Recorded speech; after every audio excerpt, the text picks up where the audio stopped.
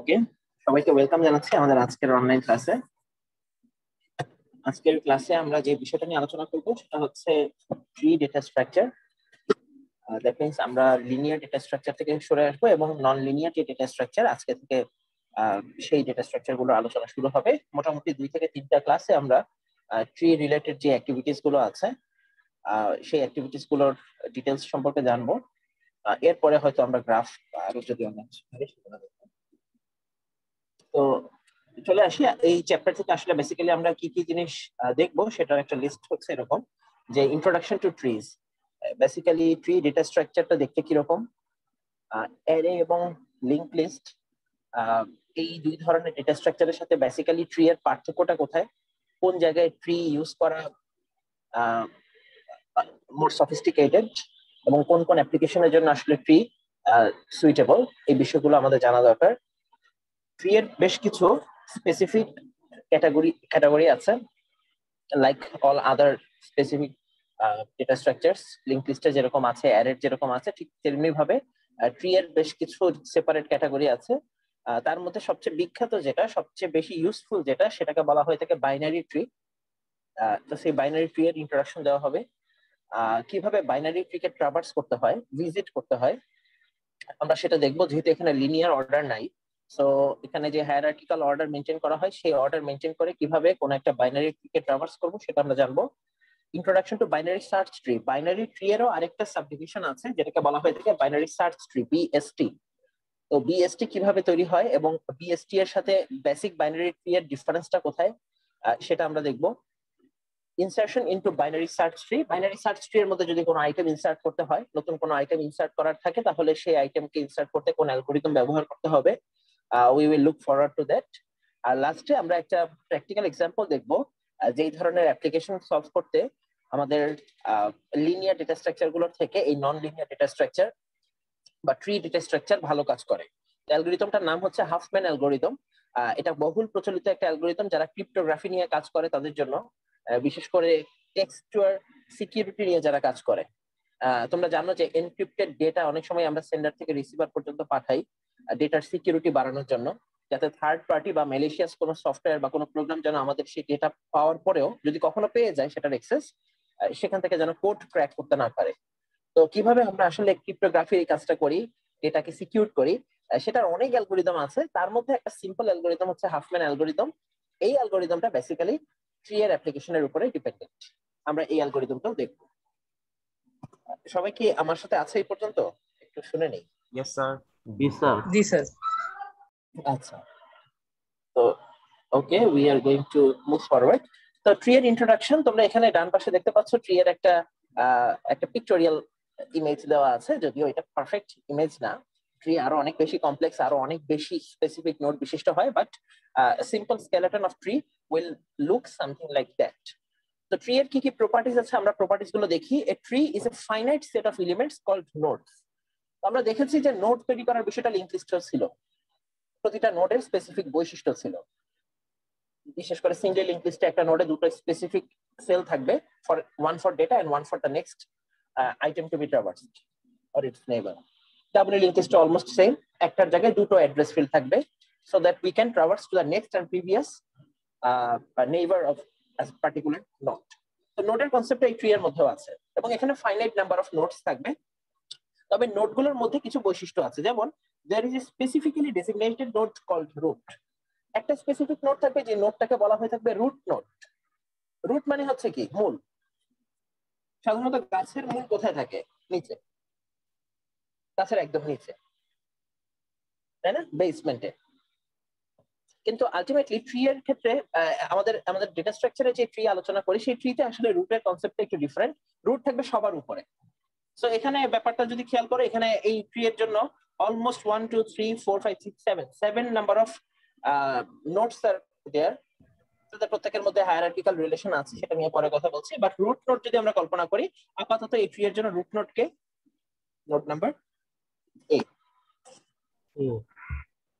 A is the root node. তো একটা specific নোডকে আমরা রুট নোড ডাকবো। All the remaining other nodes, so n node বিশিষ্ট যদি ট্রি হয়, বাকি n-1 নোডকে আমরা এমন ভাবে পার্টিশন করতে পারবো যে পার্টিশনের কারণে তারা কিছু ডিসজয়েন্ট সেট ক্রিয়েট করবে। ডিসজয়েন্ট সেট মানে এক সেটের সদস্য অন্য কোনো সেটের সদস্য হিসেবে থাকবে না। No common elements will be present in any two sets. এরকম সেট কত হতে পারে? T1 থেকে Tn পর্যন্ত, অর্থাৎ বাকি সমস্ত নোডকে আমরা ডিফারেন্ট ডিসজয়েন্ট সেটে ভাগ করে ফেলতে পারবো। এবং each of the sets is also tree called subtrees of the root। এবং প্রত্যেকটা নোড ওই যে সেটের সদস্য, সেই সেটের সদস্য হিসেবে তারা একটা সাবট্রি গঠন করে, অর্থাৎ তারাও একটা ট্রি, যেই ট্রিটা অন্য একটা রুটের আন্ডারে আছে। সো আলটিমেটলি এরকম n-1 সংখ্যক, যেহেতু যদি T0 থেকে শুরু করি, রুট যদি হয় T0, রুট নোডটাকে যদি আমরা T0 সেটে রাখি, বাকি যে n-1 সংখ্যক নোড আছে তাদেরকে আমরা T1 থেকে Tn সংখ্যক ডিসজয়েন্ট সেটে ভেঙে রাখতে পারবো। এবং প্রতিটা সেটকে বলা হয়ে থাকবে subtree and they are subtrees of the root। নোডের আরো কিছু বিশেষ বৈশিষ্ট্য থাকবে। এই নোডগুলোর বৈশিষ্ট্য হবে এরকম: each node can have 0 or more children। So কোন নোডের চিলড্রেন বলতে বোঝায় হায়ারার্কিতে এক্স্যাক্টলি তার নিচে তারা অবস্থিত। ফর এক্সাম্পল, এর থেকে যে লিঙ্ক গুলো হায়ারার্কিতে তার নিচে গেছে তারা হচ্ছে এর children. So root A has 2 children here, B and C. Similarly, B has 2 other children, D and E. C has 2 children, F and G. D, E, F, G এই নোডগুলোর কি কোনো চিলড্রেন আছে, চাইল্ড আছে? না স্যার। না। এই ধরনের নোডকে কি বলা হয়? Leaf node. Leaf node, leaf গাছের একদম এক প্রান্তে থাকে, একদম লাস্ট বর্ডারে, ওর পরে আর ট্রি এর কোনো কানেক্টেড পার্ট নাই। সো আলটিমেটলি যদি এমন কোনো নোড থাকে যে নোডে চিলড্রেনের পরিমাণ 0, child count 0, that nodes will be called leaf nodes. Okay, a node can have at most one parent. So children থাকুক বা না থাকুক, যেমন অনেকের চিলড্রেন নাই, আবার অনেকের দুটো করে চিলড্রেন আছে, 2 or more children can be there। এখানে একটা সিম্পলিফাইড ট্রি আঁকা হয়েছে, বলে আসলে সবারই যারা লিফ নোড তারা বাদে বাকি সবারই চাইল্ড দুটো করে, A, B এবং C এর চাইল্ড দুটো করে, ব্যালেন্সড। বাট ট্রি সবসময় এত ব্যালেন্সড নাও থাকতে পারে, ডিসক্রিট ডিস্ট্রিবিউশন থাকতে পারে, বিচ্ছিন্ন হতে পারে। হ্যাঁ প্লিজ। স্যার, আপনি যে বলছেন শুধু রুট নোড একটাই হবে, কিন্তু বি যখন প্যারেন্ট হয় তখন তাহলে রুট নোডটা বি হবে না? সরি আরেকবার। আপনি বলছেন একটা ট্রিতে রুট নোড একটাই হয়, কিন্তু বি যখন প্যারেন্ট হয় তখন এই ছবিটাতে বি আর সি যখন, রাইট, এখানে ব্যাপারটা একটু ভিন্ন। কথাটা হচ্ছে যখন তুমি একটা সাব ট্রি কল্পনা করছো, ফর এক্সাম্পল এখানে যখন ট্রি হচ্ছে আমাদের এটা, তখন এটার জন্য রুট একটাই, সিম্পল এক নোড। এটাকে বাদ দাও, এটাকে বাদ দিয়ে তুমি যদি দুটো সাব ট্রিকে ডিফারেন্ট ওয়েতে কল্পনা করো, তাহলে আলটিমেটলি দুইটা সাব, যেহেতু ওরাও ট্রি এবং ওদের ট্রি এর প্রপার্টি কি থাকবে, ওই ট্রিতে অবশ্যই একটা রুট থাকতে হবে। হ্যাঁ, এই ট্রিতে একটা রুট আছে, কিন্তু যখন এটা মিলিতভাবে এক রুট মানে এক ট্রি এর সদস্য, তখন কিন্তু এরা আবার রুট না, ব্যাপারটা এরকম আর কিছু না। তো যত সাব ট্রি গঠন হবে, প্রত্যেক সাব ট্রি একটা করে রুট থাকতে পারে এবং অবশ্যই থাকবে। রুট বাদে বাকি n-1 সংখ্যক নোড মিলে আরো ডিসজয়েন্ট সেট তৈরি করবে। ব্যাপারটা বোঝা গেছে? জি স্যার। সো প্রতিটা নোডের একটা করে প্যারেন্ট থাকবে। সো প্যারেন্টের ব্যাপারটা ক্লিয়ার, সবার জন্যই parent same, single parent. So হায়ারার্কিতে প্রত্যেকটা নোডের ঠিক আগের নোডটাকে বলা হবে সেই নোডের জন্য প্যারেন্ট নোড। তো শুধুমাত্র রুট নোডের কোনো প্যারেন্ট থাকবে না স্বাভাবিকভাবেই, যেহেতু এটা হায়ারার্কিতে সবচেয়ে উপরের নোড, এর উপরে কিছু নাই। So only root nodes will have 0 parent and all the leaf nodes will have 0 children। এটা ট্রি এর প্রপার্টিজ। তো বেসিক ট্রি এর যে প্রপার্টিজ গুলো, তার থেকে একটু ডিফারেন্ট যদি করার চেষ্টা করি, তাহলে আমরা তৈরি করে ফেলতে পারি একটা বাইনারি ট্রি। বাইনারি ট্রি এর নামের সাথেই বাইনারি শব্দটা আসছে, দ্যাট মিনস এখানে একটা দুই ভিত্তিক ব্যাপার স্যাপার আছে। এই binary tree has the benefits of both. আচ্ছা, আগে বাইনারি ট্রি এর ব্যাপারটা বলি। Each node can have maximum of 2 children. So binary tree এর বৈশিষ্ট্য হচ্ছে এখানে ম্যাক্সিমাম চিলড্রেন হবে 2। That means if you traverse any node, it can have 0, 1 or 2 nodes, not more than that. Leaf nodes can have children 0. A fully a parent can have maximum 2 nodes. There can be some parents who have single node, but max 2. A binary tree has the benefit of both an ordered array and a linked list, as search is as quick as the sorted array and insertion is and deletion operations are as fast as linked list. আমরা আগে বলেছি যে tree যখন আলোচনা করছি আমাদের জানতে হবে যে কেন এটা লিনিয়ার ডেটা স্ট্রাকচার গুলো থেকে বেটার, এবং tree data structure in the true sense linear data structure গুলো থেকে খুবই বেটার। কিভাবে? অ্যারেতে তোমরা চিন্তা করে দেখো, সাধারণত কোন একটা সর্টেড অ্যারে থেকে ডেটা ট্রাভার্স করা কিন্তু সবচেয়ে ইজিয়েস্ট কাজ, সর্টেড অ্যারে যদি হয়। Unsorted array difficult, link list আরো বেশি টাইম কনজিউমিং আমরা জানি, কারণ তাদের ফিজিক্যাল লোকেশন গুলো এক জায়গায় থাকে না। So ultimately linear data structure গুলোর মধ্যে যেই ডেটা স্ট্রাকচারের সবচেয়ে কম সময় কোনো একটা ডেটাকে বা কি ট্রাভার্স করা যায় সেই পরিমাণ সময় লাগবে ট্রিতে ডেটা ট্রাভার্স করার জন্য। তার মানে ডেটা ট্রাভার্সিং বা সার্চিং এর জন্য যে সময় লাগবে একটা লিনিয়ার ডেটা স্ট্রাকচারে মিনিমাম, ট্রিতে তুমি সেই মিনিমাম টাইম অ্যাসিওর করে কোনো একটা ডেটাকে সার্চ করতে পারবে। So very very efficient in terms of searching time. দ্বিতীয়ত আমরা জানি ডেটা ডিলিট করা বা কোনো একটা পজিশনে ইনসার্ট করা কিন্তু আবার অ্যারের জন্য সুবিধাজনক না, কারণ সেক্ষেত্রে প্রত্যেকটা পজিশনকে আবার লুপ ধরে এক ঘর বামে বা এক ঘর ডানে নিয়ে আসতে হয়, পজিশন চেঞ্জ করাতে হয়। লিংক লিস্টে ওই ঝামেলা নাই। লিংক লিস্টে আমরা ডাইনামিক মেমোরি অ্যালোকেট করি এবং জাস্ট লিংক কেটে দিয়ে ওই মেমোরি লোকেশনকে বা মেমোরি স্পেসকে ফ্রি করে দিলেই আমাদের ডেটা ইনসার্টেড অথবা ডিলিটেড হতে পারে।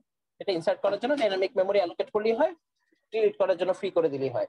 সো যেহেতু এই ধরনের ইনসার্শন এবং ডিলিশন মিনিমাম টাইম রিকোয়ার করে, মিনিমাম টাইমের প্রয়োজন হয়, আমাদের ট্রিতেও যদি তুমি কোনো একটা নতুন নোড ইনসার্ট করতে চাও অথবা এক্সিস্টিং কোনো নোডকে ডিলিট করতে চাও, সেম অ্যামাউন্ট অফ টাইম লাগবে যে পরিমাণ টাইম লিংক লিস্টে প্রয়োজন। আমরা দেখেছি লিনিয়ার ডেটা স্ট্রাকচার গুলোর মধ্যে ইনসার্শন এবং ডিলিশনের লিংক লিস্টের সুপিরিয়রিটি ভালো এবং এখান থেকে আউটকাম বেটার আসে। অপরদিকে তুমি যদি সার্চিং করো সেক্ষেত্রে আবার সর্টেড অ্যারে বেটার।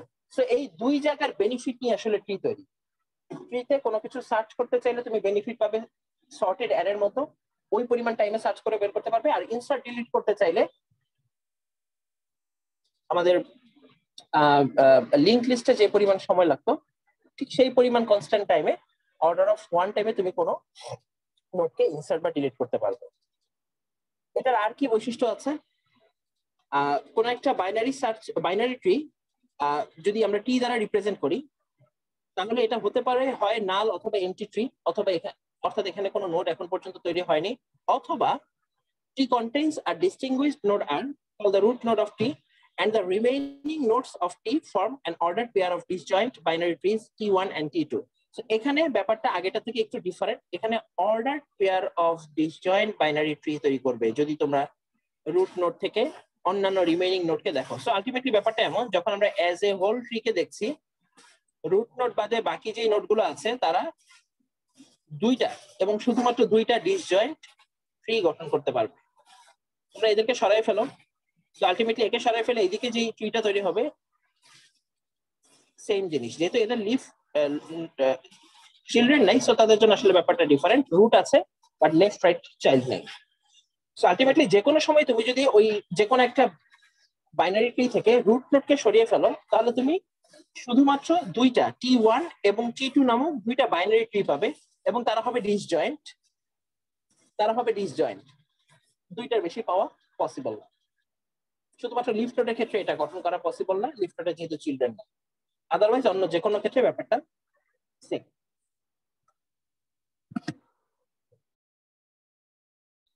স্যার এক্ষেত্রে লিফ রুট গুলাও তো স্যার এক ধরনের স্যার যদি আমি করে দিচ্ছি এগুলোতে যদি আলাদা আলাদা করি তাহলে এগুলো তো স্যার আবার রুট নোট কল্পনা করা যায়, যদিও চাইল্ড নাই, তারপর সেগুলো তুমি যদি এই ট্রি থেকে রুট নোডকে ডিলিট করো, নরমালি আমরা যে ডিলিশন অপারেশন, আলটিমেটলি এদের মধ্যে থেকে এই নোডটা যদি ডিলিট হয়ে যায়, আলটিমেটলি এই বি আর সি এর মধ্যে কম্পেয়ার করে কাউকে তো রুট বানাইতে হবে না এই ট্রি,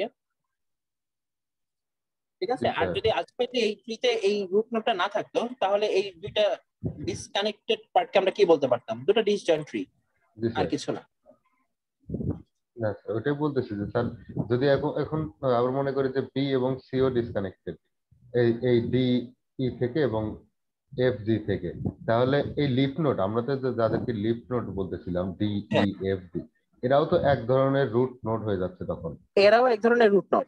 যদিও চাইল্ড তুমি নেই যদি বি তারপর। আর জি স্যার। রাইট, তুমি যদি বি কে ডিলিট করে দাও তাহলে আলটিমেটলি কি থাকে, এখানে ডি এবং ই নামে দুটো ডিসকানেক্টেড নোড থাকবে। তো আলটিমেটলি তাদের মধ্যেও তো ট্রি এর প্রপার্টিজ আছে, তারা জি দুইজন স্যার। রুট নোড যাদের আসলে আলটিমেটলি এখনো কোনো চাইল্ড চাইল্ড নেই। ক্রিয়েট হয়নি। জি স্যার, এটাই।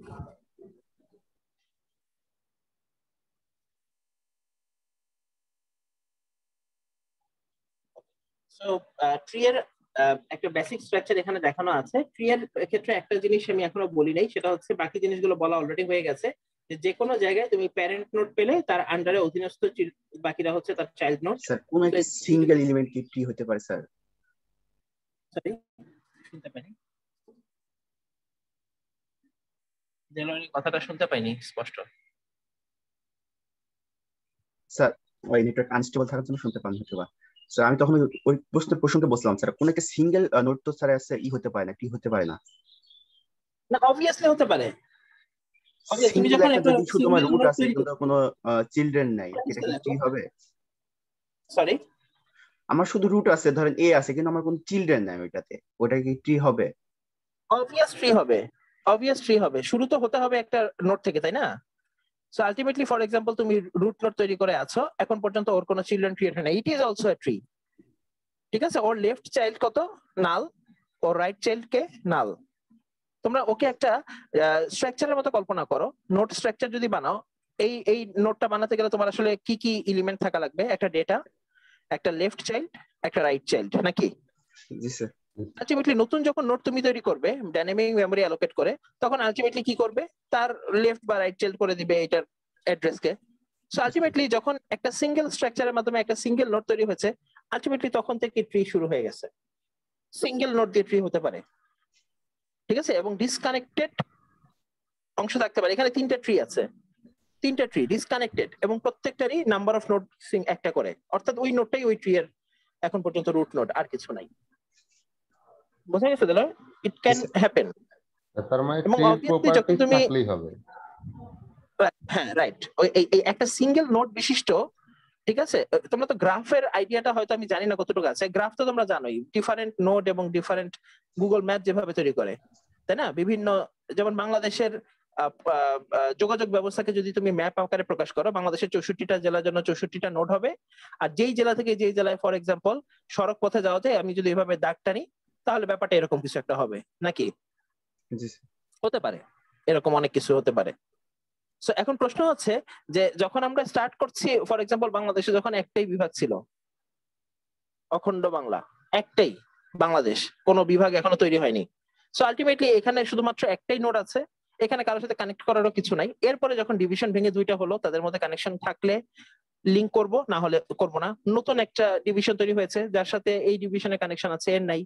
সো আলটিমেটলি এভাবে কানেক্ট হচ্ছে। ব্যাপারটা বোঝা গেছে কিনা? বাট যখন আমরা স্টার্ট করেছি, it has started the graph. একই রকম ভাবে একটা রুট নোড তৈরি করার মাধ্যমে কিন্তু ট্রি স্টার্ট হয়ে গেছে। জি স্যার, যেহেতু আমরা প্রাথমিকভাবে নাল করে দিচ্ছি চিলড্রেনকে। প্রাথমিকভাবে তার দুই চাইল্ডকে নাল করে রাখবো, নতুন চাইল্ড না আসা পর্যন্ত, ঠিক আছে? চাইল্ড ক্রিয়েট না হওয়া পর্যন্ত যে পয়েন্টটা রেডি করে রাখবো, সেই পয়েন্টটা নালের দিকে পয়েন্ট করে থাকবে। চাইল্ড আসলে ওইভাবে আমরা অ্যাডজাস্ট করে দিব।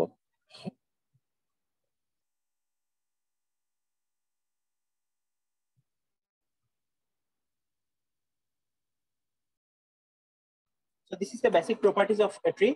ট্রি কে লেভেল আকারে প্রকাশ করা যায়, অর্থাৎ রুট নোড থাকবে সবসময় সবার উপরে লেভেলে, এবং এই লেভেলটাকে বলা হয় লেভেল 0। তার ঠিক পরের লেভেলে যে নোডগুলো আছে তারা লেভেল 1। এভাবে একটা ট্রিতে আসলে এক্স্যাক্টলি কতগুলো লেভেল আছে এটাও একটা প্রবলেম ডেটা স্ট্রাকচারে। সো এখানে আমি যে ট্রিটা প্রকাশ করেছি, সেই ট্রিটার লেভেল কয়টা? 4টা level, from level 0 to level 3। এবং একটা ট্রি এর হাইটও হিসাব করা যায়। একটা ট্রি এর হাইট হচ্ছে তার লেভেল প্লাস 1। এটা হচ্ছে কোন একটা ট্রি এর height, level plus 1। That means এখানে লেভেল হচ্ছে মানে ম্যাক্স লেভেল প্লাস 1। সরি, আমি এখানে level max, so max level হচ্ছে 3, সো 3 প্লাস 1 4 হচ্ছে কোন একটা ট্রি এর হাইট। আর এখানে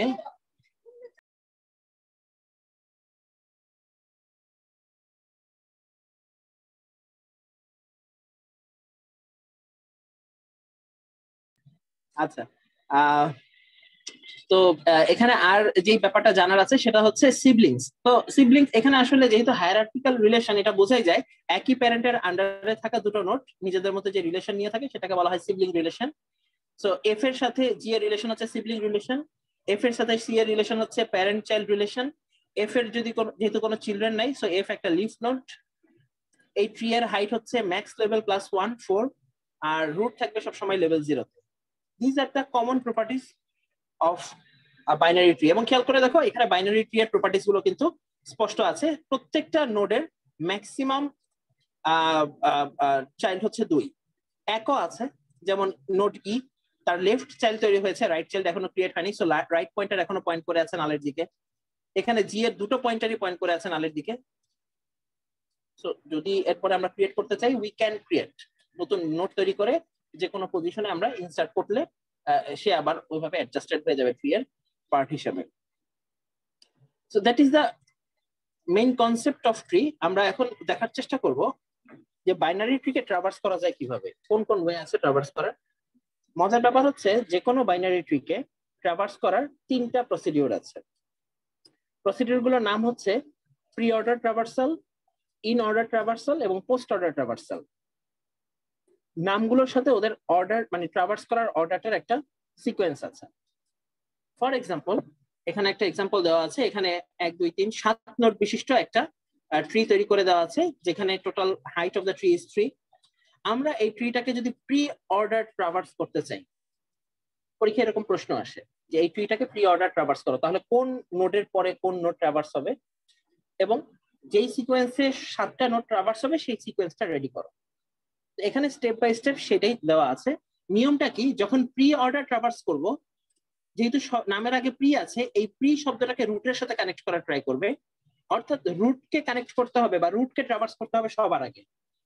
যখনই তুমি কোনো একটা ট্রি এর সামনে দাঁড়াবে, সেই ট্রি এর রুট আগে ট্রাভার্স হবে। So first we will traverse root,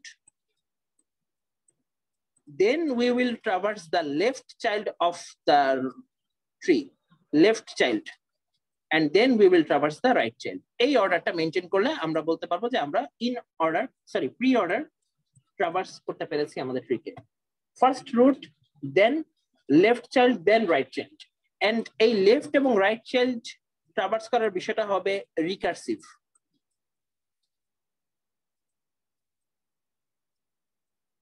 code নিয়ে যখন আলোচনা করব তখন এই রিকার্সিভলি ট্রাভার্স করার বিষয়টা বলবো। এখানে সিম্পলি আগে একটু বলে যাই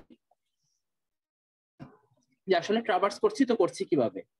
তো অলওয়েজ যখন আমরা ট্রাভার্স শুরু করি, আমরা তো রুট নোড থেকে স্টার্ট করবো হাঁটা। প্রি অর্ডারের নিয়ম দেখো, ফার্স্টে রুট পেলেই রুটকে ট্রাভার্স করতে হবে, তারপরে দেখতে হবে লেফটে যাওয়ার সুযোগ আছে কিনা, left child then right child. Okay fine. So আমরা ফার্স্টে একটা রুট পেয়েছি, সো ফার্স্টে আমরা ট্রাভার্স করলাম কাকে, নোড এ কে। এবার তোমাকে দেখতে হবে যে whether there is an existing left child or not, লেফটে যাওয়ার সুযোগ আছে কিনা। দেখি লেফটে যাওয়ার সুযোগ আছে কিনা। হ্যাঁ, লেফটে যাওয়ার সুযোগ আছে। আমরা চলে গেলাম বি এর কাছে। এখন স্বভাবতই বি কোন একটা সাব ট্রি এর রুট, তাই না? ব্যাপারটা আমরা জানি না। বি অবভিয়াসলি কোন একটা সাব ট্রি এর রুট, অথবা এটা একটা লিফ নোড হতে পারে, এটা একটা লিফ নোড, অথবা এটা কোন একটা মিডল নোড যেটা অন্য কোন একটা সাব ট্রি এর রুট হিসেবে কাজ করতেছে। সো যেহেতু তার রুট হওয়ার প্রবাবিলিটি আছে, আলটিমেটলি এরপরে আমাদের যে নোডটা ট্রাভার্স করবো সেটা হচ্ছে বি। খেয়াল করে দেখো, আমরা কিন্তু যখনই রুট পাচ্ছি আগে রুটকে প্রিন্ট করছি। এখন দেখতে হবে বি এর লেফটে যাওয়ার সুযোগ আছে কিনা, যেহেতু রুটের পরে লেফটে যাওয়ার নিয়ম। ভালো কথা, লেফটে গেলাম, হ্যাঁ রাইট, ডি পাওয়া গেছে। সো ডিও কোনো একটা ট্রি এর রুট হওয়ার প্রবাবিলিটি রাখে। সো ডি যদি রুট হয়, ডি কে প্রিন্ট করে ফেলবো, যেহেতু রুটকে আগে প্রিন্ট করতে হবে। এবার দেখবো রুটের পরে কোথায় যাওয়ার নিয়ম, left child. Fine, is there any left child? No, no left child. So left child নাইট, আমরা চেষ্টা করবো লেফটে না যাওয়া গেলে রাইটে যাওয়ার ট্রাই করবো। রাইট চাইল্ড আছে কিনা দেখবো, না, ডি এর কোনো রাইট চাইল্ডও নাই। সো আলটিমেটলি ডি এর জন্য যেহেতু এখানে আর কিছু প্রিন্ট করা গেল না, ব্যাপারটা এরকম। সো আলটিমেটলি ডি যে ট্রি এর রুট, সেই ট্রিটা ট্রাভার্স করা হয়ে গেছে, আমরা বুঝে ফেললাম। এটা ডান হয়ে গেলে আমরা পিছনে চলে যাব, call back, recursive call back, পিছনে চলে যাব। ডি এর ডাক আসছিল কোথা থেকে, রুট নোড বি থেকে, যার লেফট চাইল্ড ছিল ডি। তার মানে বি ছিল রুট, ডি হচ্ছে তার লেফট চাইল্ড। এবার চেষ্টা করব রাইট চাইল্ড খোঁজার জন্য, whether there exists any right child or not. Yes, there is a right child, but there is a probability that E can be a root node for some subtree.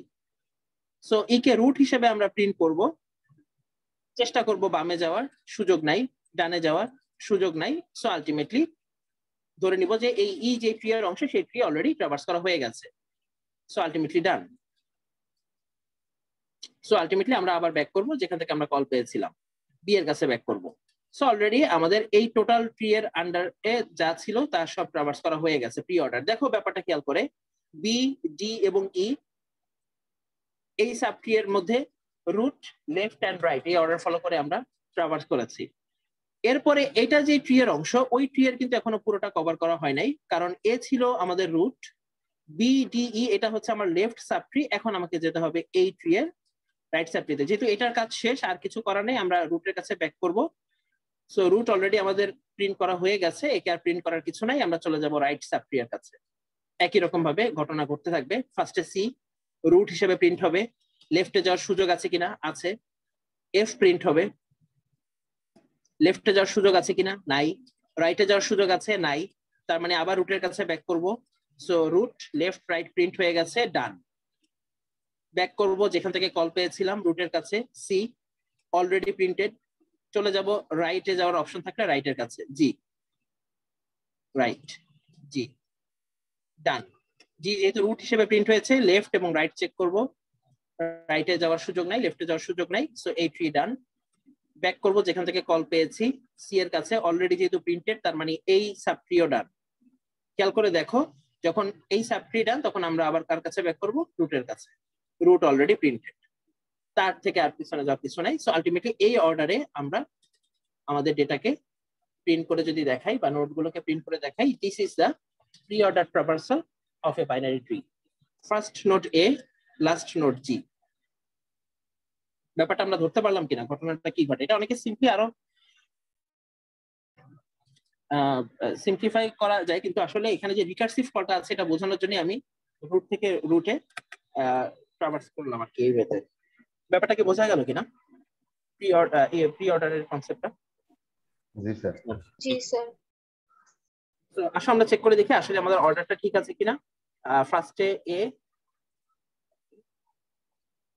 so right, this is the order of pre-order traversal. Root will be traverse first, then left child, then right child. তো আরো দুটো way কি আছে, আরেকটা হচ্ছে in order. In order traversal মানে হচ্ছে এবার রুটটা প্রিন্ট হবে মাঝখানে, ফার্স্টে left child, left subtree, then right subtree, then root. So ultimately যখনই আমরা স্টার্ট করব, আমরা স্টার্ট তো করবো এখানে এসে রুটের কাছে, বাট ফার্স্টে রুটকে ট্রাভার্স করা যাবে না, আগে ট্রাভার্স করতে হবে বা আগে প্রিন্ট করতে হবে তার লেফট চাইল্ডকে। সো দেখবো আগে লেফটে যাওয়ার সুযোগ আছে কিনা। আসলাম আর একটা নোডের কাছে, যে কোন একটা সাব ট্রি এর রুটকে প্রিন্ট করা যাবে না, চেষ্টা করবো লেফটে যাওয়ার সুযোগ থাকলে, যাওয়ার সুযোগ আছে, ডি। তো ফার্স্ট নোড হিসেবে ডি প্রিন্ট হবে, চেষ্টা করবো লেফটে যাওয়ার সুযোগ আছে কিনা। যখন সুযোগ নাই, রাইটে যাওয়ার সুযোগ আছে কিনা, নাই। সো খেয়াল করে দেখো, ডি তে যখন আমরা আসছি, ডি কে কিন্তু ফার্স্টে প্রিন্ট করবো না, এখানে একটু ইয়ে করলাম, আগে চেষ্টা করবো যে ওর কোনো লেফট চাইল্ড আছে কিনা সেটা চেক করার। যেহেতু নাই, আমরা এবার রুটটা প্রিন্ট করবো। সো রুটের কাছে ব্যাক করবো, এবার ডি প্রিন্ট হবে, দেন রাইট সাব ট্রি প্রিন্ট করার ট্রাই করবো, নাই। সো আলটিমেটলি আমাদের এই সাব ট্রি এর কাজ শেষ। ব্যাক করবো যেখান থেকে কল পেয়েছিলাম, রুটের কাছে আসবো, বি এর কাছে। হ্যাঁ, যেহেতু লেফট প্রিন্ট হয়েছে, এবার রুট প্রিন্ট হতে পারে। সো এবার প্রিন্ট হবে বি। বি প্রিন্ট করার পরে এবার চলে যাব রাইটে, চেষ্টা করব ই এর থেকে লেফটে যাওয়ার সুযোগ আছে কিনা, তাইলে আগে সেটা প্রিন্ট হবে, সুযোগ নাই। সো উপরে যাব, লেফট নাই, রুটের কাছে যাব, রুট হচ্ছে ই। রাইটে যাওয়ার সুযোগ আছে কিনা, রাইটে যাওয়ার সুযোগ নাই। সো এই সাব ট্রি ডান। চলে যাব যেখান থেকে কল পেয়েছিলাম, বি এর কাছে, অলরেডি প্রিন্টেড। সো খেয়াল করে দেখো, এই সাব ট্রি যখন প্রিন্ট হয়েছে তখন কিন্তু আমরা ইন অর্ডার মেনটেন করেছি, ডি, বি এবং ই, ডি, বি এবং ই অর্ডার মেনটেনড। চলে যাব রুটের কাছে, রুট প্রিন্ট হতে পারবে যেহেতু তার left subtree already printed, A. So দেখো left subtree, then root, এবার আমরা প্রিন্ট করবো রাইট সাব ট্রি, চলে আসবো এদিকে। সো এইভাবে বাকিটাও আমরা প্রিন্ট করতে পারবো। আগে চেষ্টা করবো লেফটে যাওয়ার সুযোগ আছে কিনা। সো আলটিমেটলি লেফটে যাওয়ার সুযোগ থাকলে এই অর্ডারটা মেনটেন করলে এরপরে প্রিন্ট হবে এফ, তারপরে সি, তারপরে জি। So left, root, and then right. This will be the order that should be maintained during in order traversal. So এখানে আমাদের starting node A, finishing node starting node D, যেহেতু আমরা left থেকে left root right order maintain করছি. So this should be the in order traversal method. আর আরেকটা আছে যেটা হচ্ছে post order traversal method, একই জিনিস, just root print হবে লাস্টে। So এখানে অর্ডারটা হচ্ছে ফার্স্টে আমরা লেফট সাবট্রিটা ট্রাভার্স করব, দেন রাইট সাবট্রি, দেন রুট। সো ফার্স্টে ট্রাই করব যে কোন একটা রুট নোডে থাকাকালীন রুটকে প্রিন্ট না করে লেফটে যাওয়ার সুযোগ আছে কিনা। যতক্ষণ পর্যন্ত লেফটে যাওয়া যায় রিকার্সিভলি ততক্ষণ পর্যন্ত লেফটে যেতে থাকবো, এই কলগুলো স্ট্যাকে জমা থাকবে। যখন এই কলের কাজ শেষ হবে রিটার্ন করলে আমরা আবার এই কলের এক্সিকিউশন শুরু করব। তো যতক্ষণ পর্যন্ত লেফটে যাওয়া যায়, এখান থেকে যেহেতু আর লেফটে যাওয়ার সুযোগ নেই, সো আলটিমেটলি ফার্স্ট নোড হিসেবে ডি প্রিন্ট হবে, এরপরে রাইট। সো রুট নোডের কাছে আসলেও সেটাকে প্রিন্ট করব না, চলে যাব রাইট সাবট্রি এর কাছে। সো এরপরে প্রিন্ট হবে ই, তারপরে root. So D B E. এরপর আমরা এর কাছে যাব, প্রিন্ট করব না, প্রিন্ট করব এখান থেকে লেফটে যাওয়ার সুযোগ থাকলে সেই লেফট নোডকে। সো লেফটে যাওয়ার সুযোগ থাকলে এরপরে প্রিন্ট হবে এফ, তারপরে G, then C, and finally last node হিসেবে এবার প্রিন্ট হবে এ। সো আলটিমেটলি আমরা পোস্ট অর্ডার ট্রাভার্সালে রুটকে প্রিন্ট করব। টোটাল ট্রি এর যে রুট সেটা প্রিন্ট হবে সবার লাস্টে, এবং এর মধ্যে থাকা যে সাবট্রি গুলো আছে প্রত্যেকের ক্ষেত্রে ঘটনা সেম। যেমন এই সাবট্রি এর ক্ষেত্রে ব্যাপারটা হচ্ছে ডি, বি এবং ই। তুমি খেয়াল করে দেখো এখানেও কিন্তু সেই পোস্ট অর্ডার মেইনটেইন করা হয়েছে, ফার্স্টে লেফট, দেন রাইট, দেন রুট। একই রকম ভাবে এই সাবট্রি এর জন্য সেম ঘটনা হিসাব করা হয়েছে, লেফট, রাইট, দেন রুট। আবার যখন এই দুটো মিলে কাউন্ট করা হচ্ছে তখন এটা হচ্ছে আমাদের লেফট, এটা হচ্ছে আমাদের right, this is our root. So here also we maintain the post order traversal. So ultimately post order traversal এটা এনশিওর করে যে কোন একটা ট্রি এর অধীনস্থ যত সাবট্রি আছে সব জায়গাতেই আমরা পোস্ট অর্ডার মেইনটেইন করতেছি, অর্থাৎ as a whole total tree এর মধ্যেই পোস্ট অর্ডার ট্রাভার্সালটা এনশিওর করা হচ্ছে। আমরা বুঝলাম কিনা? আগামী দিনে আমি কোডটা অ্যানালাইসিস করে দেব ইনশাআল্লাহ, আজকে শুধু পিকটোরিয়াল রিপ্রেজেন্টেশনটা দেখালাম। স্যার চাইলেই কি প্রি অর্ডার, পোস্ট অর্ডার অথবা ইন অর্ডার যে কোনো একটা ফলো করতে পারি নাকি এগুলো স্পেসিফিক কোনো? পরীক্ষায় এটা আসলে কোনো বিষয় না, এটা পরীক্ষা যদি বলে দেয় যে তুমি এটা পোস্ট অর্ডার ট্রাভার্স করে দেখাও, তখন পোস্ট অর্ডার ট্রাভার্স করবা। তিনটারই ডিফারেন্ট অ্যাপ্লিকেশনস আছে, এমন না যে আমরা মানে যে কোনো সময় যে কোনোটা চাইলেই সব অ্যাপ্লিকেশনের কাজ হবে তা না। অনেক জায়গায় এটা ডিমান্ড করে যে রুটকে পরে ট্রাভার্স করা হোক, আগে লেফট এবং রাইট। খেয়াল করে দেখো, যদি তুমি কোনো একটা কোম্পানিতে বোনাস দিতে চাও, ফর এক্সাম্পল এটা একটা কোম্পানির হায়ারার্কি যেখানে কোম্পানির বস আছে, তারপরে তার অধীনস্থরা আছে। ব্যাপারটা যদি এরকম করি যে আমরা আগে বসকে স্যালারি দিব, বসের স্যালারিতে মানে স্যালারি অ্যাকাউন্টে টাকা ঢুকবে, তারপরে তার অধীনস্থদের অ্যাকাউন্টে টাকা ঢুকবে। তো এখানে আসলে কোন অর্ডারে স্যালারি ঢোকা উচিত সেটা বের করবো কিভাবে? নিশ্চয়ই প্রি অর্ডার ট্রাভার্সাল দিব, যাতে রুট নোটের কাছে আগে পৌঁছাতে পারি, তারপরে তার অধীনস্থ যেটা নোটের কাছে পৌঁছানো সম্ভব হয়, নাকি যে কোনো সময় যে কোনো একটা সাবক্রিয়ার রুটের কাছে ফার্স্টে পৌঁছানোর ট্রাই করবো। সো অ্যাপ্লিকেশন ওরিয়েন্টেড হতে পারে, যে কোনো একটা কোম্পানি যদি চায় যে না আমার অধীনস্থ কর্মচারীদের স্যালারি আগে দিব, হ্যাঁ ব্যাপারটা এরকম। তুমি যদি লেফট এবং রাইট কে আবার ডিফারেন্ট দুইটা ক্যাটাগরাইজ করো, যে মেল এবং ফিমেল, লেফটে থাকবে সবসময়, মনে করো ফর এক্সাম্পল অফিসের যে কোনো বস, ঠিক আছে, উনি যাই হোক না কেন সবসময় ওনার আন্ডারে যে এমপ্লয়ি থাকবে, লেফট ট্রিতে থাকবে ফিমেল, রাইট সাবট্রিতে থাকবে মেল, লেফট সাবট্রিতে থাকবে ফিমেল, রাইট সাবট্রিতে থাকবে মেল, ফিমেল, মেল। সো খেয়াল করে দেখো, আমরা যদি মানে হিসাবটা এভাবে করতে চাই যে আমরা সবসময় ফিমেল এমপ্লয়ীদের স্যালারি আগে দিব, তবে অধীনস্থ বসদের আগে না। সো আলটিমেটলি আমাদেরকে চেক করে আসতে হবে লেফট টু রাইটে, ঠিক আছে? মানে আগে আমাদের এই ফিমেলদের মধ্যে এখন দুটো ক্যাটাগরি হয়ে গেছে, ফিমেল বস হিসেবেও থাকতে পারে, ফিমেল এখানে অধীনস্থ হিসেবেও থাকতে পারে। আলটিমেটলি তুমি যদি স্যালারি ক্যাটাগরাইজেশন করতে চাও, এটা বিভিন্ন অর্গানাইজেশনই হয়। ফার্স্ট 7 দিনের মধ্যে স্যালারি আসে এক ক্যাটাগরির এমপ্লয়ীদের, তারপরে 3 দিনে আসে আরেক ক্যাটাগরির এমপ্লয়ীদের। সো একটা অর্গানাইজেশনে যদি 10,000 এমপ্লয়ি থাকে, সবার মধ্যে যদি এই 3 হায়ারার্কিক্যাল অর্ডার মেনটেন করে রিলেশনশিপ থাকে, আলটিমেটলি কারা আগে স্যালারি পাবে সেটা কিন্তু লিনিয়ারলি দেখা পসিবল না, বোঝা পসিবল না।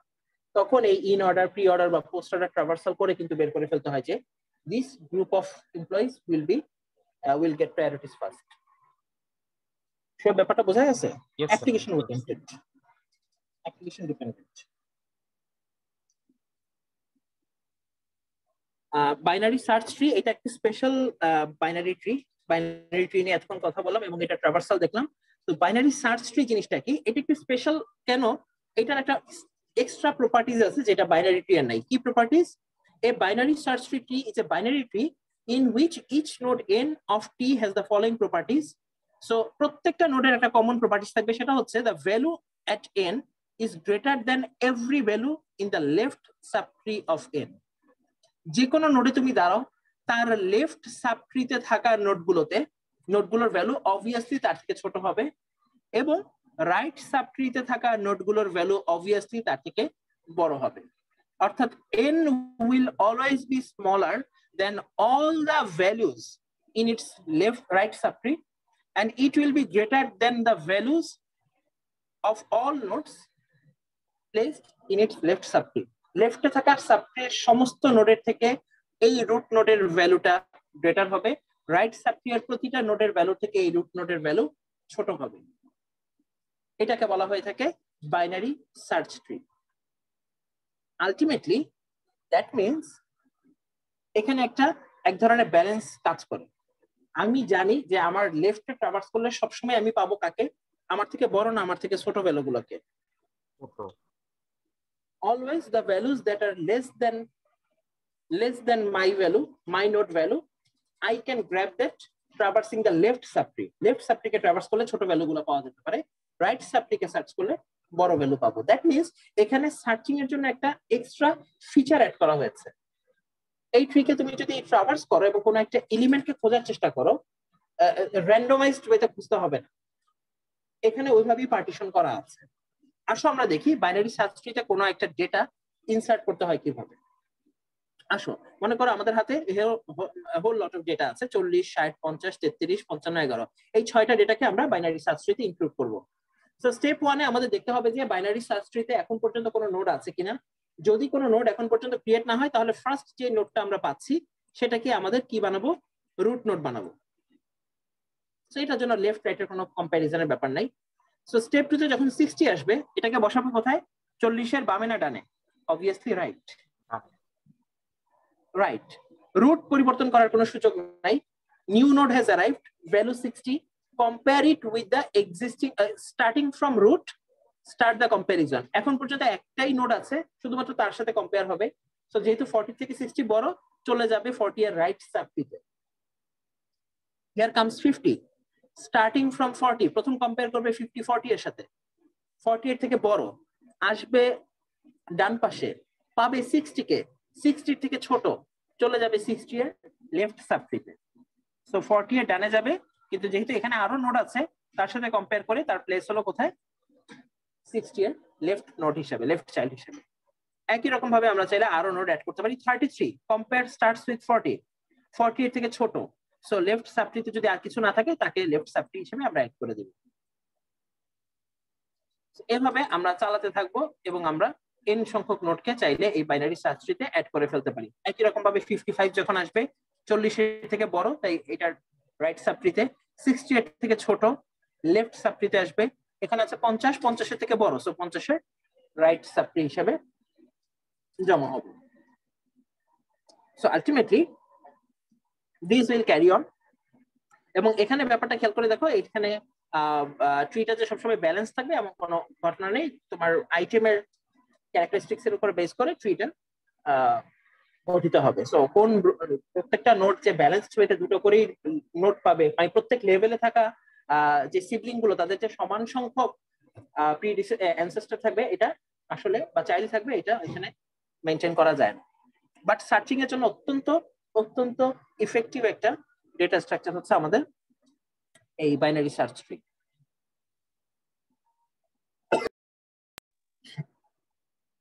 ওকে,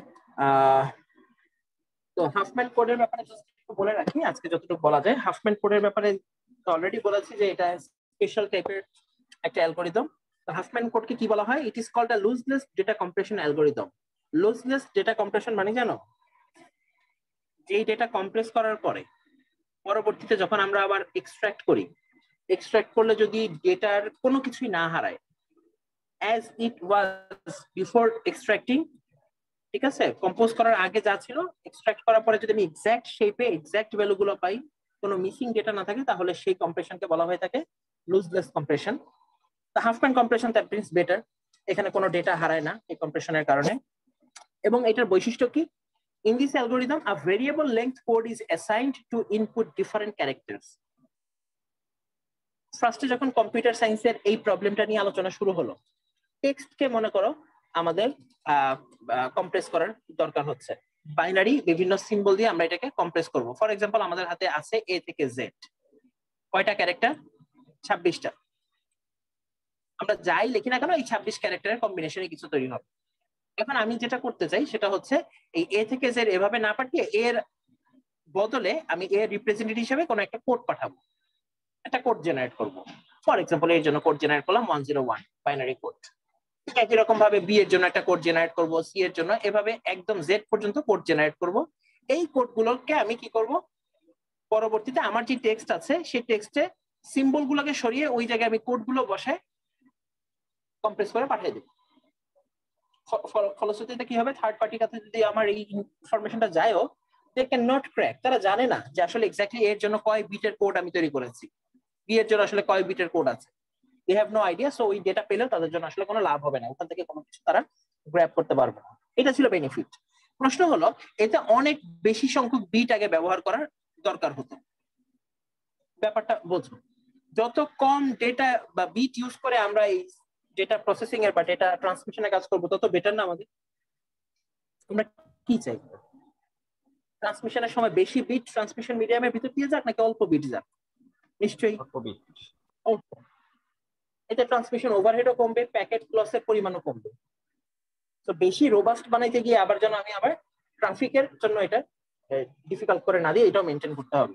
কিন্তু সমস্যা হলো আগে যখন এই হাফম্যান অ্যালগরিদম আবিষ্কার হয় নাই তখন মানুষ খুব সিম্পল ওয়েতে এই কোডিংটা করত। অর্থাৎ এ থেকে জেড পর্যন্ত ক্যারেক্টার গুলোর জন্য যে কোড জেনারেট করা হতো, এই কোড জেনারেট করার সময় কোনো প্যাটার্ন ফলো করা হতো না। প্যাটার্ন ফলো করা মানে কি, ব্যাপারটা করা হতো এরকম, ফর এক্সাম্পল তোমরা তো জানোই যে এক্স্যাক্টলি 3টা বিট দিয়ে এক্স্যাক্টলি কতগুলো কম্বিনেশন তৈরি করা যায়। 3 বিটের কতগুলো কম্বিনেশন তৈরি করা সম্ভব কেউ জানে কিনা? 2 to the power n, 2 to the power 3।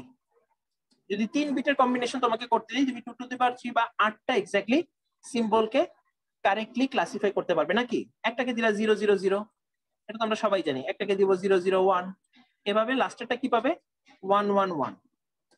এই যে 8টা সিম্বল দিয়ে আমি 8 জনকে রিপ্রেজেন্ট করতে পারবো। এ থেকে জেড এর মধ্যে কি আর 8 জন আছে না? 26 জন। তার মানে 3 বিট দিয়ে করা যাবে না। 4 বিট নিলে কত করতে পারবো? 2 টু দি পাওয়ার 4 16, এখনো হবে না। 2 টু দি পাওয়ার 5 32, রাইট, এটা দিয়ে হতে পারে। সো এক্স্যাক্টলি প্রত্যেকটা জন্য আমরা কত বিট ইউজ করতে হবে? 5 বিট। আগে এটা চিন্তা করো, প্রত্যেক ক্যারেক্টারকে যেমন এর জন্য দেওয়া হতো ফর এক্সাম্পল 00001, এরপর এটা হতো 00010, এভাবে 26 পর্যন্ত যে কোডগুলো হয় প্রত্যেকটার সাথে এ K B K C K assign করে দেওয়া হতো।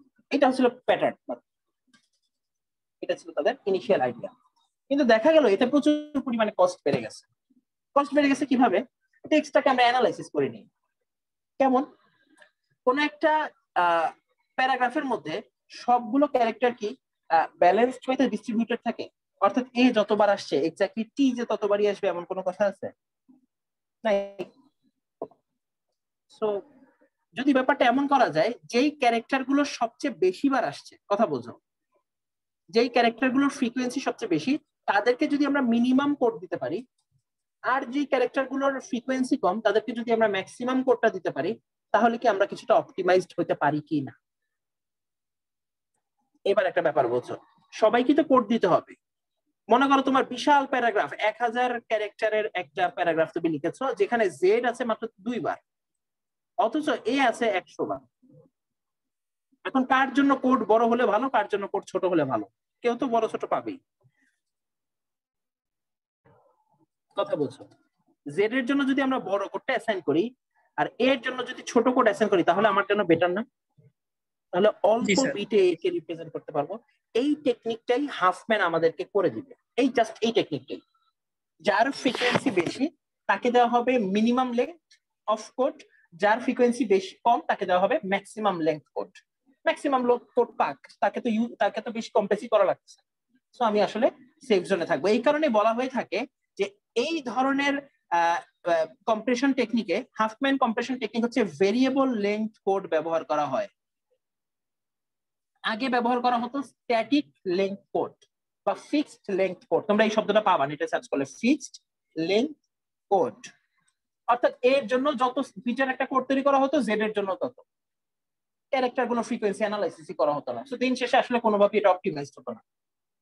কিন্তু এখন যেটা করা হচ্ছে ভেরিয়েবল লেংথ কোড। এখন এই ভেরিয়েবল লেংথ কোডটা বানাবো কিভাবে? এটার জন্য আমরা তো র্যান্ডমলি দিতে পারবো না, অবভিয়াসলি কোনো একটা অ্যালগোরিদম থাকবে যে এর জন্য সবচেয়ে ছোট কোড জেনারেট করে দিবে, জেড এর জন্য সবচেয়ে বড়। সো এখানে বলাই হচ্ছে যে কোড লেংথটা কিসের উপর related? How frequently the character is used. Character গুলোর ইউজেসের ফ্রিকোয়েন্সি অনুযায়ী কোড লেংথটা ডিপেন্ড করবে। যার ইউজেস বেশি তার কোড ছোট, বা যার ফ্রিকোয়েন্সি বেশি তার কোড ছোট, যার ফ্রিকোয়েন্সি কম তার কোড বেশি বড়। So inversely proportional. Most frequent characters will have the smallest code and the longer codes for least frequent characters. This is the whole thing. এবার আসো আমরা দেখি যে ট্রি দিয়ে এই প্রবলেমটা সলভ করব কিভাবে। তো এটার জন্য তোমাদেরকে অবশ্যই এই প্রবলেম সলভ করার জন্য অবশ্যই তোমাদেরকে একটা টেবিল বা চার্ট দেওয়া থাকবে যেখানে কি কি ক্যারেক্টার ইউজ করা হচ্ছে এবং সেই ক্যারেক্টারগুলোর ফ্রিকোয়েন্সি কত সেটা বলে দেওয়া থাকবে। তো যেরকম বলছিলাম, মনে করো আমরা এমন একটা প্যারাগ্রাফ নিয়ে কাজ করছি যেখানে এ পাওয়া গেছে 16 বার, বি পাওয়া গেছে 5 বার, এভাবে এফ পাওয়া গেছে 25 বার। এই মাত্র 6টা ক্যারেক্টার দিয়ে আমাদের এই প্যারাগ্রাফটা রচিত, আর কিছু নাই, অর্থাৎ অ্যালফাবেট 6টা। তো যদি ফিক্সড লেংথ ইনকোড আমরা করতাম, ফিক্সড লেংথ মানে হচ্ছে যেখানে হাফম্যান কোড অ্যাপ্লাই করা হয়নি, সনাতনী নিয়ম, তখন যেটা করা হতো ওই যে বললাম 6 জনকে কারেক্টলি ক্লাসিফাই করার জন্য আসলে 2⁻³ বা এই 8টা যদি স্পেসিফিক প্যাটার্ন জেনারেট করা যায় তাহলে এই 6 জনকে ঠিক মতো রিপ্রেজেন্ট করা যাবে। সো 3 বিটের প্যাটার্ন জেনারেট করতে হবে, সবাইকে 3 বিটের প্যাটার্ন দেওয়া হলো। এবং খেয়াল করে দেখো এতে কস্ট কিরকম হবে। এ যদি তোমার টেক্সটের মধ্যে 16 বার থাকে এবং প্রত্যেকটা এ কে রিপ্রেজেন্ট করতে তোমার যদি 3টা করে বিট খরচ হয়, তাহলে এর জন্য তোমার বিট যাবে 348টা। একই রকম ভাবে বি এর জন্য যাবে 5 × 3, এফ এর জন্য যাবে 25 × 3। এভাবে তুমি যদি কিউমুলেটিভ সাম করো, তুমি দেখবে যে এই টেক্সটটাকে টোটালি কম্প্রেস করার জন্য তোমার কত বিট দরকার?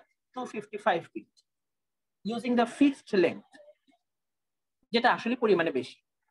হাফম্যান কোড যেটা করে, যেটা একটু পরে আমরা দেখবো কিভাবে করে, হাফম্যান কোড যেটা করে যার ইউজেস বেশি, দেখো 25 বার ইউজ হচ্ছে এফ, তাকে যে লেংথের কোড দেওয়া হয়েছে সেটা ছোট। যাদেরকে 2 লেংথের কোড দেওয়া হয়েছে দেখো তারা সবাই কিন্তু ফ্রিকোয়েন্সিতে অনেক বেশি।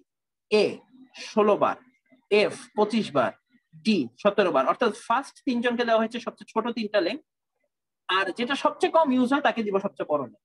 বি ইউজেস কম, কোড বড়, ইউজেস কম, ই কোড বড়। এবার এটার জন্য তোমরা এনকোড করে দেখো আউটপুট কি আসে। 212 বিটের মধ্যে এনকোড করা possible. So optimized, very optimized. শুধুমাত্র এই জিনিসটাই জানা বাকি যে how can we calculate such patterns. Tree data structure এবং specially binary tree data structure তোমাকে এই কাজে দুর্দান্ত সাহায্য করতে পারে। আজকে কি সময় আছে এটা নিয়ে আলোচনা করার? 2 মিনিট আলোচনা করে দিলাম, সময় আছে। আচ্ছা, এই পর্যন্ত সবাই ক্লিয়ার কিনা, ব্যাপারটা বুঝতে পারছি কিনা? জাস্ট এখন আমি খালি কোডটা কিভাবে জেনারেট করতেছি সেটা আলোচনা করে দিই।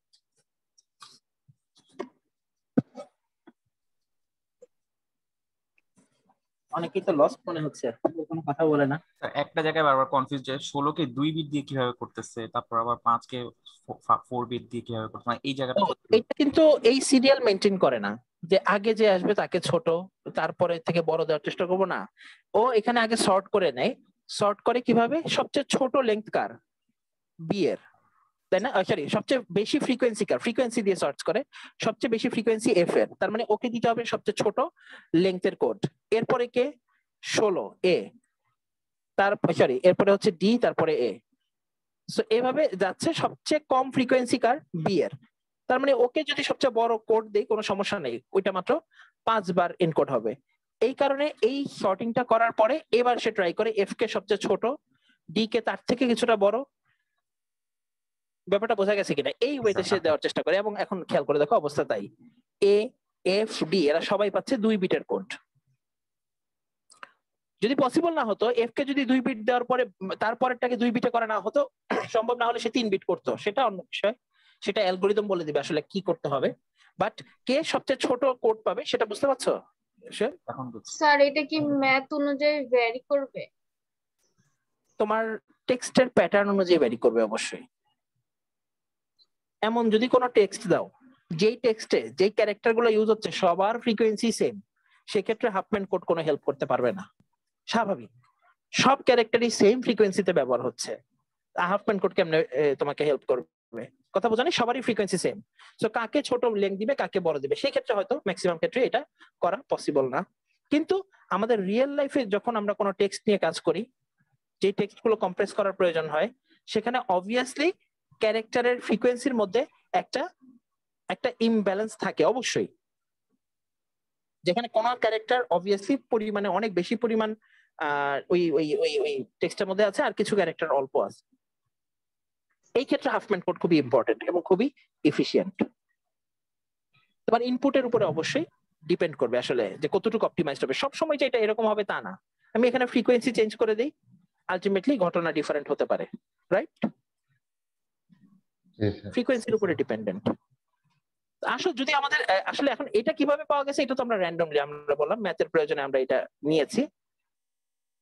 আসলে আমরা চেক করে দেখি ঘটনা কি ঘটে। হাফম্যান অ্যালগরিদমের প্রথম কাজ হচ্ছে ফ্রিকোয়েন্সি অনুযায়ী অ্যাসেন্ডিং অর্ডারে ক্যারেক্টার গুলোকে আগে সাজাও।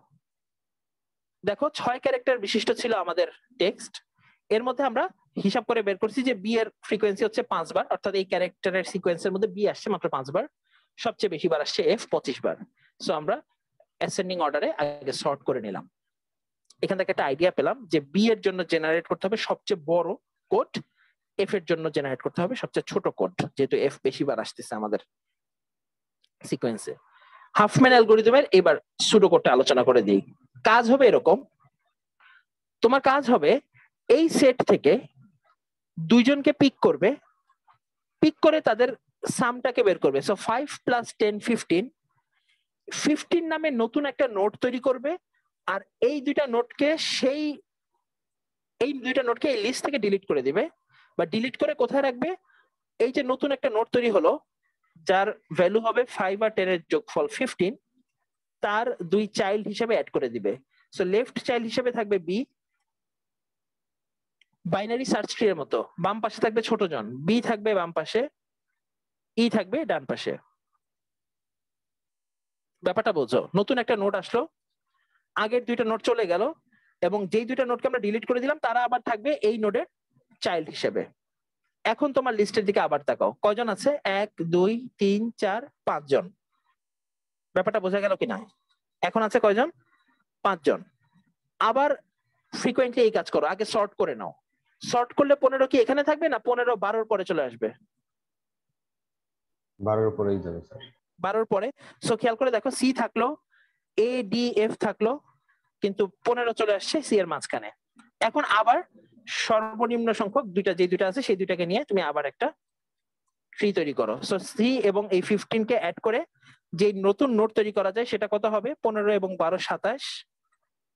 তার লেফটে থাকবে এই সি উইথ ফ্রিকোয়েন্সি 12, রাইটে থাকবে 15 যার আন্ডারে আবার আরো কিছু আছে, বি এবং ই। এখন তোমার লিস্ট থেকে কাকে ডিলিট করে দিব? 15 কে ডিলিট করে দিব, সি কে ডিলিট করে দিব, থাকবে এখন এই 4টা নোট। এভাবে কতক্ষণ পর্যন্ত চলতে থাকবো? যতক্ষণ পর্যন্ত একটা সিঙ্গেল নোড এই লিস্টে না থাকে। আসো আমরা চেক করে দেখি। এই কাজ চলতেছে 27 হলো। 27 কে যখন এই লিস্টে নিয়ে আসছি তখন দেখতেছি যে লিস্টে সবার শেষেই 27 আসবে, যেহেতু বাকি সবাই ছোট। এবার যখন তুমি আবার দুইটা নোড নিয়ে ট্রি তৈরি করবে, এবার কিন্তু আর 27 কে নিবে না, সবচেয়ে ছোট দুটোকে নিয়ে, রুলস অনুযায়ী সবচেয়ে ছোট দুটোকে নিয়ে একটা ট্রি বানাতে হবে। 16 এবং 17 যোগ করলে হবে 33, 33 যোগ করলে এই যে দেখো 33 নোট তৈরি হয়েছে, এ এবং ডি চলে গেছে তার চাইল্ড হিসেবে। এ এবং ডি কে ক্রস করে 33 ফ্রিকোয়েন্সি বিশিষ্ট নতুন একটা রুট নোড নিয়ে একটা নতুন সাব ট্রি তৈরি করতে হবে। সো এখানে টোটাল ট্রি থাকবে তখন কয়টা, এ আর ডি ডিলিট হয়ে যাবে, এফ থাকবে 27 থাকবে, 33 থাকবে, এফ 27 33। আবার দুজনকে নিয়ে তুমি ট্রি তৈরি করো, নতুন রুট তৈরি করো এবং ট্রিটাকে ওইভাবে ব্যালেন্স করো। সো আলটিমেটলি ঘটনা হচ্ছে এখানে যে 0 এবং 1 দেওয়া হচ্ছে সেটা পরে বলি। সবসময় নিয়মটা যেটা, যখনই তুমি এই ট্রি তৈরি করছো বামের নোটকে দিবে 0, বামের লিংকের উপরে রাখবে 0, ডানের লিংকের উপরে রাখবে 1, অলওয়েজ বামে সবসময় 0, ডানে 1, এভাবে চলতে থাকবে ঘটনা। লাস্টে গিয়ে তোমার আউটপুট থাকবে এরকম কিছু একটা। লাস্টে যে সিঙ্গেল দুটো নোট বাকি থাকে তাদেরকে কানেক্ট করলে এই যে একটা সিঙ্গেল কানেক্টেড ট্রি। বাকি সমস্ত নোট সেটার বিভিন্ন পজিশনে চলে গেছে, বিভিন্ন লেভেলে।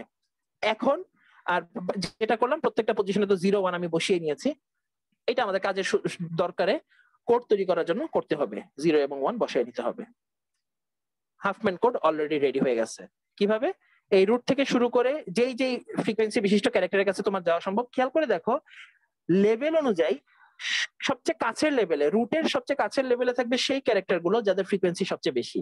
দেখো এ, ডি, এফ, এরা সবাই ছিল বড় ফ্রিকোয়েন্সির এবং এদের জন্য জেনারেটেড কোড ছোট লেংথের। একে পাওয়ার জন্য তোমাকে যে রুট ধরে যেতে হবে সেটা দেখবা, এই যে রুট থেকে শুরু করে এই পথ ধরে গেলে এ পাওয়া যাবে, অর্থাৎ 0 0 ফর এ। ডি এর জন্য হচ্ছে এই দিক থেকে এখানে আসতে হবে, সো 0 1। এফ এর জন্য 1 0। সবচেয়ে বড় কোড কে পাচ্ছে খেয়াল করে দেখো, বি এবং ই। এবং খেয়াল করে দেখবা যে এদের দুজনের ফ্রিকোয়েন্সি সবচেয়ে ছোট। যাদের ফ্রিকোয়েন্সি বড় তারা লেভেলে রুটের কাছে, আর যারা ফ্রিকোয়েন্সিতে দুর্বল তারা চলে যাবে অনেক নিচে।